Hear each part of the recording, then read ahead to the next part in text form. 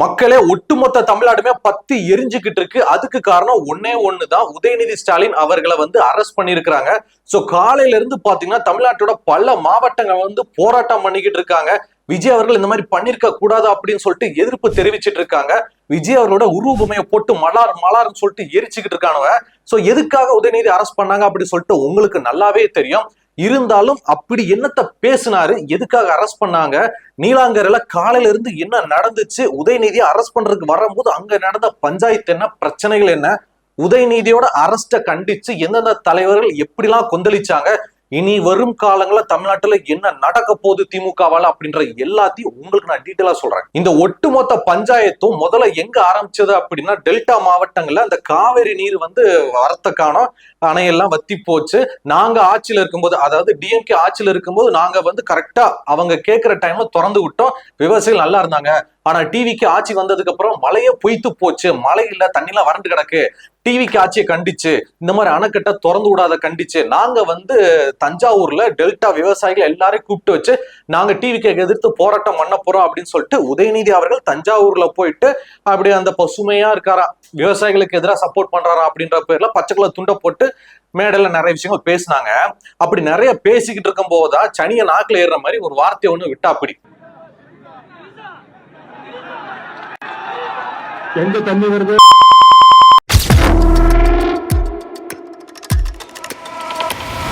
எங்க தண்ணி வரணுமோ அங்க தண்ணி வரணும் அப்படி சொல்லிட்டு எல்லாரும் திரிசான்னு கத்தும் போது நான் காவிரியை சொன்னேன் அப்படின்னு சொல்லிட்டு ஒரு மாதிரி டபுள் மீனிங்கா சொல்லிட்டாங்க. அதுக்கு என்ன அர்த்தம்னு சொல்லிட்டு, என்ன மாதிரி மீனிங்ல சொன்னாருன்னு சொல்லிட்டு உங்களுக்கு நல்லாவே தெரியும். இந்த விஷயம் தான் காட்டு தீ மாதிரி பத்திக்கிச்சு. அது மட்டும் இல்லாம அந்த மேடையில வச்சு விஜய் அவர்கள் அந்த மூன்றெழுத்து நடிகை அப்படின்னு சொல்லிட்டு, சோ என்ன டாபிக்காக நம்ம பேச வந்தோம், ஆனா என்ன பேசிக்கிட்டு இருக்கோம், பர்சனல் குடும்ப அட்டாக் பண்ணிக்கிட்டு இருக்கோன்றது தெரியாம உதயநிதி அவர்கள் நிறைய வார்த்தைகள் விட்டாங்க. அதுதான் இப்ப அவருக்கே பஞ்சாயத்தா வந்துருக்கு. சோ அந்த மேடை கூட்டத்துல ஏதோ ஒரு வகையில திரிசா பேரையும் இழுத்து, எங்க தண்ணி வருமோ அங்க தண்ணி வரணும் அப்படின்ற மாதிரி இழுத்து தொண்டர்கள் திரிசான்னு கத்தும் போது நான் காவிரியை சொன்னேன் அப்படின்ற மாதிரி சோ ஏதோ ஒண்ணு சமாளிச்சிருக்கா அப்படி. ஆனா பெண்களுக்கு எதிரான ஒரு மாதிரி டபுள் மீனிங்கான வேர்ட்ஸ் யூஸ் பண்ணிருக்காங்க அப்படின்றது எல்லாருக்குமே நல்லாவே தெரியுது. அதத்தான் இப்ப அவர் மேல 6 வழக்குகள் பதிவு பண்ணப்பட்டிருக்கு. சோ இந்த மாதிரி அவதூறா பேசுறது, பெண்களுக்கு எதிராக பேசுறது, மேடையில சிஎம் பர்சனல் அட்டாக் பண்றதுன்னு சொல்லிட்டு ஏகப்பட்ட கேஸ்கள் வழக்கு பதிவு பண்ணப்பட்டிருக்கு. டிவிகேவோட மகளிர் அணி இருப்பாங்களா, அவங்க தான் இந்த கம்ப்ளைண்டே கொடுத்திருக்காங்க. சோ அந்த வழக்கு பதிவு பண்ணப்பட்டதுக்கு அப்புறம் தான் தஞ்சாவூர்ல இருந்து ஒரு ஸ்பெஷல் டீம் இங்க கமிஷனர் லெவல் வரைக்கும் போயிட்டு உதயநிதி அவர்களை அரெஸ்ட் பண்ணி ஆகணும்னு சொல்லிட்டு இன்னைக்கு காலையில இருந்து அந்த பஞ்சாயத்து நடந்திருக்குங்க. உதயநிதி அவர்கள் ஒன்னும் சாதாரண ஏழை எளிய மக்கள் கிடையாது. வீட்டை அடிச்சு உடச்சுல வா அரெஸ்ட் பண்ண அப்படி சொல்லிட்டு கூட்டு போயிட முடியாது.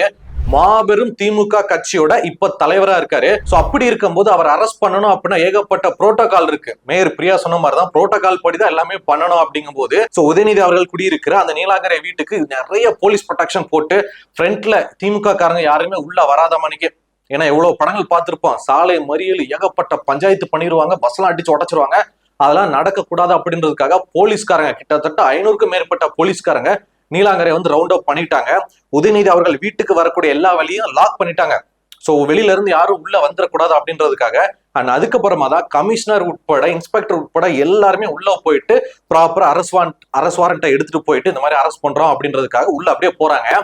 அங்கதான் சில பல விஷயங்கள் நடக்குது. உதயநிதி அவர்களை அரெஸ்ட் பண்றதுக்கு ஒரு பெரிய டீம் வந்துகிட்டு இருக்காங்க அப்படின்றது அவங்களுக்கு ஏற்கனவே தகவல்லாம் போயிடுச்சு. சரிங்களா?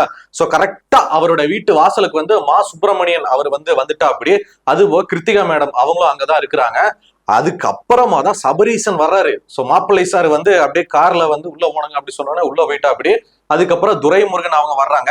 சோ இப்படி நிறைய பேர் உதயநிதி அவர்களை அரெஸ்ட் பண்ண கூடாது அப்படின்றக்கா வீட்டுக்குள்ள செட்டப் ஆயிட்டாங்க. திமுகவோட பிரதான வக்கீல் எல்லாம் வந்துட்டாங்க. இருந்தாலும் இவங்க சைடு ப்ராப்பரா எஃப்ஐஆர் ஃபைல் பண்ணி அரெஸ்ட் பண்ணியே ஆகணும்னு சொல்லிட்டு ஒரு பெரிய டீம் வந்ததால அங்க சில பல பேச்சுவார்த்தைகள் போது லா பேசுறாங்க. இல்ல சார் எப்படி முடியும், இல்ல மதிய வரைக்கும் இழுத்தானோ, பிற்பகலுக்கு அப்புறம் அரெஸ்ட் பண்ண முடியும் அப்படி சொல்லிட்டு நிறைய லா பாயிண்ட் போனதுக்கு அப்புறமா சரி ஓகே சட்டத்துக்கு நாங்க கட்டுப்படுறோம், எஃப்ஐஆர் பதிவு பண்ணிட்டீங்களே அரெஸ்ட் தானே இந்த வரேன் அப்படின்னு சொல்லிட்டு நீங்க வீடியோல பாக்குற உதயநிதி அவர்கள் இன்ப நீதி அப்படி இன்பா போயிட்டு வேண்டா அம்மா பாத்துக்க அப்படி சொல்லிட்டு கட்டி பிடிச்சிட்டு கிருத்திகா மேடம் அவங்களையும் பார்த்துமா போயிட்டு வரமா வீட்டெல்லாம் பாத்துக்கோங்க அப்படின்னு சொல்லிட்டு உதயநிதி அவர்கள் அப்படியே வாகனத்துல ஏறுறாங்க. அதுக்கப்புறம் தான் கலவரமே வெட்டிக்குது. சோ வீட்டு வாசலுக்கு முன்னாடி குவிஞ்சிருந்த 100க்கும் மேற்பட்ட திமுக தொண்டர்கள் வந்து தலைவரை கைது பண்ண விட மாட்டோம், தலைவா விஜய் ஒளிக, டிவிக்கு ஒளிக, என்ன நினைச்சுன்னு அக்கிரமம் பண்றீங்க, அக்கிரமத்தின் வட்டுலி உச்சத்துக்கு போயிட்டுருங்க அப்படின்னு சொல்லிட்டு பெரிய போராட்டமே வெடிக்குது. சோ இங்க அமளி துமளி அவ்வளவு நடந்துகிட்டு இருக்கு. அப்படியே இப்படி அண்ணாந்து பாத்தீங்க அப்படின்னா மேற்பார்வையில் ஒருத்தர், அது யாருன்னா நம்ம குட்டி விஜய். சோ சின்ன பகுதி மாதிரி குட்டி விஜய் அங்க இருக்காரு. சோ நம்ம சிஎம் விஜய் அவர்களுடைய நெருங்கிய நண்பர் சஞ்சீவ் அவர்களுடைய வீடு உதயநிதி வீட்டுக்கு அப்படியே ஆப்போசிட்ல தான் இருக்குது. சோ அங்க மாடியில நின்று அப்படியே அவர் வந்து அப்படியே வீடியோ ரெக்கார்ட் பண்றாரு. வீடியோ ரெக்கார்ட் பண்ணிட்டு யாருக்கும் அனுப்பிச்சு விட்டுருவார் போல.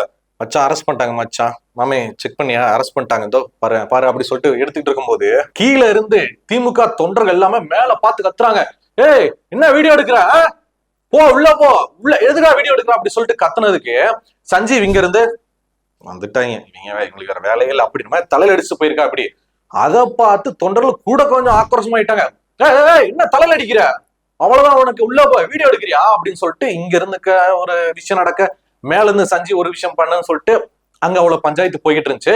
சோ உதயநிதி அவர்களை வந்து அரெஸ்ட் பண்ணி கூட்டிட்டு போனதுக்கு அப்புறமா தமிழ்நாட்டோட பல இடங்களை வந்து போராட்டம் நடக்குது, மறியல் பண்றாங்க, விஜய் அவர்களுடைய உருவபொம்மையை போட்டு கொழுகுலுன்னு கொளுத்திக்கிட்டு இருக்காங்க. இந்த சம்பவங்கள்லாம் மற்ற இடங்கள்ல நடக்குது சரிங்களா. அப்படியே நம்ம சென்னையில என்ன நடக்குதுன்னா, உதயநிதி அரெஸ்ட் பண்ணிட்டாங்க அப்படின்னு தெரிஞ்ச உடனே மு.க. ஸ்டாலின் அவர்கள் வந்து உடனே அவருடைய வாகனத்தை எடுத்துக்கிட்டு ஆட்களை கூட்டுக்கிட்டு அண்ணா அறிவாலயம் போயிட்டாங்க. ஏன்னா எப்பேற்பட்ட சட்ட சிக்கல்களா இருந்தாலும் சரி, கைது நடவடிக்கை வாட் எவர் அரசியல் ரிலேட்டடா என்ன நடந்தாலும் சரி, அண்ணா அறிவாலயத்துலதான் அதுக்கான எல்லா பேக்கப் அவர் அது தீர்க்கப்படக்கூடிய விஷயங்கள், அதுங்கதான் ஆபீஸ். சோ அதனால அங்க போயிட்டாங்க. சோ அங்க வந்து ஏகப்பட்ட செய்தியாளர்கள் கேட்கறாங்க, சார் இந்த மாதிரி உங்க பையனை அரெஸ்ட் பண்ணிட்டாங்க, நம்ம சின்னவர் அரெஸ்ட் பண்ணிட்டாங்க, என்ன பண்ண போறீங்க அப்படி கேட்டதுக்கு பொறுத்துருங்க அப்படின்னு மாதிரி அவர் சொல்லிட்டு உள்ள போயிட்டாரு. சோ உதயநிதி அவர்களுடைய அரஸ்டுக்குள்ள என்னென்ன கம்ப்ளைண்ட் பதிவு பண்ணிருக்காங்க, எந்தெந்த வழக்கு கீழே பதிவு பண்ணிருக்காங்க, அவரை எப்படி வெளியில கூட்டிட்டு வரலாம், இது பெயிலா நான் பெயிலா என்ன இது அது ரிலேட்டடா வந்து அங்க ஒரு அண்ணா அறிவாலயத்துல வந்து ஒரு மீட்டிங் போயிட்டு இருந்துச்சு. அண்ட் இன்னொரு பக்கம் பாத்தீங்கன்னா மேயர் பிரியா. சோ இந்த மாதிரி டிஎம்கே சைடு அப்படின்னால மேயர் பிரியா தான் முக்கியமான ஒருத்தவங்க. Sing song sing song sing song. So mayor Priya அவங்க கிட்ட கேக்குறாங்க, இந்த மாதிரி உதயநிதி அவர்கள் பேசுனது வந்து சரியா, இந்த மாதிரி பெண்களை தப்பா பேசுறாங்களே, நீங்களும் ஒரு பெண் தானே அப்படின்னு கேட்டதுக்கு நோ கமெண்ட்ஸ் அப்படி சொல்லிட்டு மேயர் பிரியா குடுக்குடுன்னு ஓடி போயிட்டாங்க. அண்ட் அதுக்கு முன்னாடி இந்த மாதிரி உதயநிதி அரெஸ்ட் பண்ணிட்டாங்களே அப்படின்னு கேட்டதுக்கு, அரெஸ்ட் எல்லாம் எங்களுக்கு எல்லாம் பெரிய விஷயமே இல்ல, திமுக வந்து நாங்க வாங்காத அரெஸ்டா, நாங்க போகாத ஜெயிலா, நாங்க வாங்காத பெயிலா அப்படின்னு சொல்லிட்டு நல்லபடியா மேயர் அவங்க வந்து அவங்களுடைய கடமையை முட்டு கொடுக்குற கடமையை ஆத்திருக்காங்க. அதையும் நம்மளால பார்க்க முடியுது. அதுக்கு நிறைய மக்கள் வந்து கழிவுகளை ஊத்துறாங்க, ஏமா பான்ஸ் போடுற, உனக்கு வேற வேலையே இல்லையாமா, எப்ப பார்த்தாலும் திமுக முட்டு கொடுத்துட்டே இருப்பியாமா, ஏமா நீயே ஒரு பொண்ணு தானம்மா, உன்ன மாதிரி ஒரு பொண்ணத்தமா உங்க தலைவர் உதயநிதி அவர்கள் வந்து தப்பா பேசியிருக்காங்க, டபுள் மீனிங்கா பேசியிருக்காங்க, நியாயப்படி பார்த்தாலும் பொண்ணா நீ கோவப்படணுமேமா, நீ பான்ஸ் போடுற, நீ அப்படிதான் பேசுவ, நீ எப்ப பார்த்தாலும் சேகர் பாபு அவர்களுக்கு வந்து சொம்படிக்கிற பொண்ணு தானே அப்படின்னு சொல்லிட்டு மேயர் பிரியா அவங்களை பத்தி அவங்க பேசின அந்த வீடியோ கீழே எல்லா கமெண்ட்ஸ்ல இப்படி சொல்லி இருக்காங்க. சோ தமிழ்நாட்டை சுத்தி இவ்வளவு பஞ்சாயத்து போய்கிட்டு இருக்கா இந்த அரெஸ்ட் பண்ணதுக்கு அப்புறமா, அதே மாதிரி தலைவரை அரெஸ்ட் பண்ணிட்டாங்க, இந்த மாதிரி நடக்குது அப்படின்னு சொல்லிட்டு அங்க போராட்டம் பண்ணிக்கிட்டு இருக்கும்போது செவனேன்னு ஒரு பொதுமக்கள் ஒருத்தர் வந்து பைக்ல போயிட்டு இருக்காரு, கூட்டத்து நடுவில் போயிட்டு இருக்காரு. செவனேன்னு போனா அவனை புடிச்சு போட்டு அட்டி அடி அடிச்சு அவன் மண்டையை உடைச்சு அவன் ஐயோ அடிச்சு விட்டாங்க சார் அப்படி சொல்லிட்டு அவன் கத்த, எதுக்கியா உங்களுக்கு இந்த வேண்டாத வேலை, உங்க தலைவரை அரெஸ்ட் பண்ணிட்டாங்க அப்படின்னா அதுக்கு வந்து ஒரு காரணத்துக்காக அரெஸ்ட் பண்ணிருக்காங்க, உங்களுக்கு அவ்வளவு வலிக்குது அப்படின்னா சட்ட ரீதியா நீங்க போங்க, அமைதியான முறையில போராட்டம் பண்ணுங்க, இல்லையா சென்னைக்கு வந்து என்ன ஏதுன்னு நீங்க வந்து பாருங்க, அதை விட்டுட்டு ரோட்ல செவனேன்னு போற பொதுமக்களை போட்டு அடிக்கிறீங்க, கடையடைப்பு நடத்துறீங்க, பஸ் எல்லாம் விட்டு அடிச்சுக்கிட்டு இருக்கீங்க அப்படின்ற மாதிரி பொதுமக்கள் வந்து கொந்தளிச்சிட்டு இருக்காங்க. மக்களே ஒரு விஷயத்த நான் ஆணித்தனமா சொல்லிடுறேன், இந்த திமுக அவங்களுக்கு வந்து பெண்களை பத்தி இழிவா பேசுறது வந்து அது ஒன்றும் புதுசு கிடையாது. அப்பா காலத்துல இருந்து, அதாவது உதயநிதி அவர்களுடைய தாத்தா காலத்துல இருந்து அப்பா காலத்து இவர் வரைக்கும் எல்லாருமே பெண்களை இழிவா தான் பேசிக்கிட்டு இருக்காங்க. சோ பெண்களுக்கான ஒரு மரியாதை கிடைக்க மாட்டேங்குது. இப்படி இருக்கிற பட்சத்துல ஏகப்பட்ட பெண்கள் வந்து நாங்க ஜென்சி, நாங்க வந்து திராவிட பெண்கள், பெரியாரின் பேத்திகள் அப்படின்னு சொல்லிட்டு எந்த பெண்களை பத்தி கேவலமா பேசுறாங்களோ அவங்க கட்சியிலே நிறைய பெண்கள் போயிட்டு நாங்க டிராவிடியன்ஸ் அப்படிதான் இருப்போம் அப்படின்ற மாதிரி முட்டு கொடுத்துட்டு இருக்காங்க. சோ ஃபர்ஸ்ட் கலைஞர் அவர்களே பெண்களுக்கு மரியாதை கொடுக்க மாட்டாங்க. கலைஞர் அவர்கள் வந்து சட்டசபையில இருக்கும்போது ஒரு பெண் எம்எல்ஏ கேட்டிருக்காங்க, எங்க திராவிடம் அப்படின்றது எங்க இருக்கு அப்படி சொல்லிட்டு கேட்டதுக்கு கலைஞர் அவர்கள் என்ன சொல்லியிருக்காரு அப்படின்னா, பாவாடை நாடாவை அவிழ்த்துப்பாரு, அதற்குள் இருக்கும் திராவிடம் அப்படின்ற மாதிரி சொல்லியிருக்கிறதா நிறைய தரவுகள் இருக்கு. அட்வொகேட் நெல்சனே அதை பத்தி பேசியிருக்காங்க. சரிப்பா மு.க. ஸ்டாலின் கரெக்டா தானே இருப்பாரு அப்படின்னு பார்த்தா அவரும் அப்பாக்கு சலைச்சவரு கிடையாது. அவரே 2016 ஒரு மாவட்ட திமுக கூட்டணியில ஒரு மேடை மேல என்ன பேசியிருக்காரு அப்படின்னா, இந்த மாதிரி செல்வி ஜெயலலிதா அவர்கள் வந்து மேடையில நின்று பேசிட்டு இருக்காங்க, அவங்களுடைய தொண்டர்கள் அந்த மினிஸ்டர்ஸ் எல்லாம் கீழே இருந்து பாத்துக்கிட்டு இருக்காங்க அப்படின்ற மாதிரி ஒரு வார்த்தையை விட்டுருக்காரு. லைக் எப்படின்னா மேல இருந்து ஒரு பெண் பேசுறாங்க அப்படின்னா கீழ இருந்து இப்படி பாப்பாங்கல்ல, அந்த மாதிரியான டபுள் மீனிங்ல பேசியிருக்காங்க. சோ அப்பவும் பெண்களுக்கான மரியாதை இல்லாம பெண்களை டபுள் மீனிங்கா அந்த மாதிரியான குரூரல் மைண்ட் செட்ல தான் பேசியிருக்காங்க. அது மட்டும் இல்லாம உதயநிதி அவர்கள் ஏற்கனவே நிறைய போராட்டங்கள்ல எடப்பாடி பழனிசாமி பத்தி என்ன சொல்லியிருக்காங்க அப்படின்னா, பதவி கொடுத்துட்டாங்க அப்படின்றதுக்காக சின்னமா காலே விழுந்துட்டாரு, கொஞ்சம் போனா காலுக்கு நடுவுலயே பூந்திருப்பாரு அப்படின்ற மாதிரி ஏற்கனவே உதயநிதி அவர்கள் டபுள் மீனிங்கா பேசியிருந்தாங்க. தமிழ்நாட்டுல இல்ல, இந்தியால இல்ல, உலகத்திலேயே இப்படி முதலமைச்சரான ஒரு ஜென்மத்தை நீங்க பார்க்கவே முடியாது. அப்பவே எடப்பாடி பழனிசாமி அவர்கள் வந்து உதயநிதி அவர்களை அரெஸ்ட் பண்ணிக்கணும், அப்ப விட்டதுனால வந்த விளைவுதான்ப்பா அப்படின்னு சொல்லிட்டு இப்ப பொதுமக்கள் கொந்தளிச்சிட்டு இருக்காங்க. சரி, அது அப்ப பேசுனது அதுக்கப்புறம் உதயநிதி பேசலன்னு பார்த்தா இப்ப திரும்பவும் இந்த மாதிரி 3 எழுத்து நடிகை விஜய் அப்புறம் வந்து முதல்ல உங்க இதுல தண்ணி வருதான் பாருங்க அப்புறம் பாத்துக்கலாம் அப்படின்னு சொல்லிட்டு இந்த மாதிரி டபுள் மீனிங்க பேசிட்டு இருக்காங்க. சோ தாத்தாவாகட்டும் அப்பாவாகட்டும் இந்த மாதிரி பிள்ளையாகட்டும் இவங்க 3 பேருமே அரசியல் களம் மேடை பேச்சுன்னு வரும்போது எதுனா ஒரு பெண்களை பத்தி பெண்களுக்கு அகைன்ஸ்டா இதெல்லாம் ஒரு ஆணா வாய் துறக்கவே கூடாது, இதெல்லாம் பேசவே கூடாதுன்னு இருக்கும், அதைத்தான் பேசுறாங்க. சோ இப்பேற்பட்ட கட்சியில தான் நிறைய பெண்கள் வந்து இருந்துகிட்டு நாங்க வந்து திராவிடியன்ஸ், நாங்க வந்து உதயநிதியோட அடிமை கொத்தூஸ் ஜென்சி அப்படின்னு சொல்லிட்டு வெக்கமே இல்லாம முட்டு கொடுத்துட்டு இதெல்லாம் பெண்கள் உங்களுக்கு அகைன்ஸ்டா தான் பேசியிருக்காங்க. அது உங்களுக்கே தெரிய மாட்டேங்குது. கேவலத்தின் உச்சம் என்ன தெரியுமா?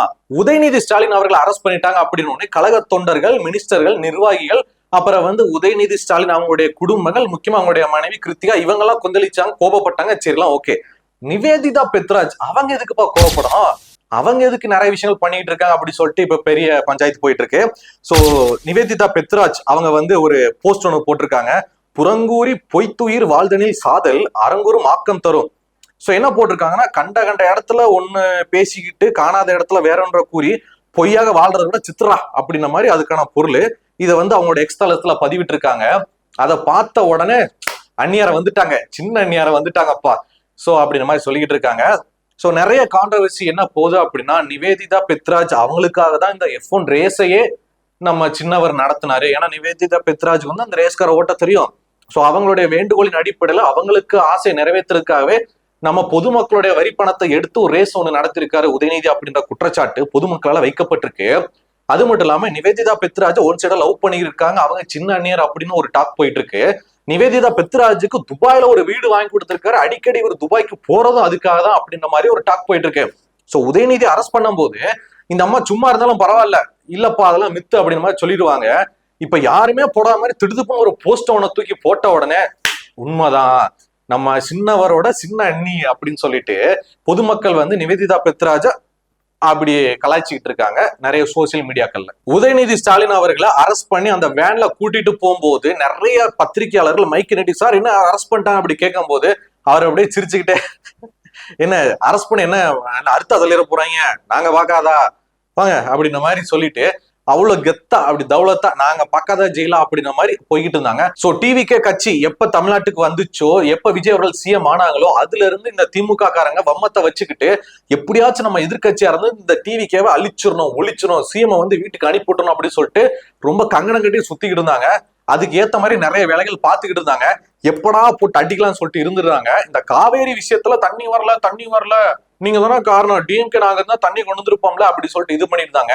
பட் கடல் ஒருத்தர் இருக்காண்டா அப்படின்ற மாதிரி அங்க மழை பொழிய வச்சு காவிரிக்காரங்க அப்ப கர்நாடகா நாங்களே தண்ணி திறந்துடுறோம்ப்பா அப்படின்ற மாதிரி திறந்து விட்டாங்க. சோ இவங்களுக்கு என்ன பண்ணணும் தெரியாம பித்து பிடிச்சு போயிருக்கு.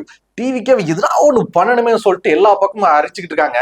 சோ அப்படி இருக்கும் போது இந்த பஞ்சாயத்து ஒண்ணு நடந்திருக்கு. சோ டிஎம்கேவை சேர்ந்த நிறைய மினிஸ்டர்கள், நிறைய முக்கியமான அதிகாரிகள் மேடைகளை இந்த மாதிரி வாய் விட்டு வார்த்தையை விட்டு ஆளுங்கட்சியில அதுவும் ஆளும் சிஎம்மா இருக்கக்கூடிய விஜய் அவர்களை பத்தி தப்பா பேசி நிறைய பேர் அரெஸ்ட் ஆகிருக்காங்க.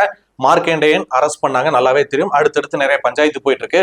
சோ இப்படி இருக்கிற நிலைமையில அவதூறா பெண்களை பத்தி டபுள் மீனிங்கா பேசினா உதயநிதி ஸ்டாலினையும் இப்ப வந்து அரெஸ்ட் பண்ணிட்டாங்க. அண்ட் இதுக்கப்புறம் என்ன நடக்க போகுது, ஜெயிலுக்குள்ள வைக்க போறாங்களா இல்ல உடனே பெயில் எடுத்துருவாங்களா, வேற என்னென்ன கேஸ் ஃபைல் பண்ண போறாங்க, உதயநிதி ஸ்டாலினே அரெஸ்ட் பண்ணிட்டாருப்பா விஜய் அப்படின்ற மாதிரியும் போய்கிட்டு இருக்கு. சோ இனிமேல் விஜய்க்கு அகேன்ஸ்டா டிஎம்கே என்னெல்லாம் பண்ண போறாங்க, என்னெல்லாம் சதி வேலைகள் பார்க்க போறாங்க அப்படின்றத அடுத்தடுத்து நம்ம தெரிஞ்சுக்கலாம். சோ அடுத்தடுத்து வரக்கூடிய எல்லா பிரச்சனைகளை பத்தியுமே நான் உங்களுக்கு அப்டேட் பண்றேன். சோ இந்த செய்தியை பத்தின உங்களுடைய கருத்துக்கள் என்ன, நீங்க டிஎம்கேவா இருந்துட்டு போங்க, இந்த செய்தியை பாக்குற நீங்க டிஎம்கேவா இருக்கிறீங்க அப்படின்னா உங்களுடைய தலைவர் வந்து பெண்களை பத்தி ஒரு மாதிரி டபுள் மீனிங்கா பேசியிருக்காருல, அது சரி நீங்க சொல்ல வரீங்களா? உங்க வீட்டுல பெண்களா இருப்பாங்களே, நீங்களே பெண்கள் தானே, அது சரி நீங்க சொல்ல வரீங்களா? டிவிகே கட்சி நீங்க பாக்குறீங்க அப்படின்னா இந்த மாதிரி எதிர்க்கட்சியே உங்க தலைவர் தூக்கிட்டாரே, அதை பத்தி நீங்க என்ன நினைக்கிறீங்க அப்படின்ற உங்களுடைய எல்லா கருத்துக்களையுமே பாலாவுக்கு என் கூட சேர்ந்து கீழே கமெண்ட்ல தெரியப்படுத்துங்க.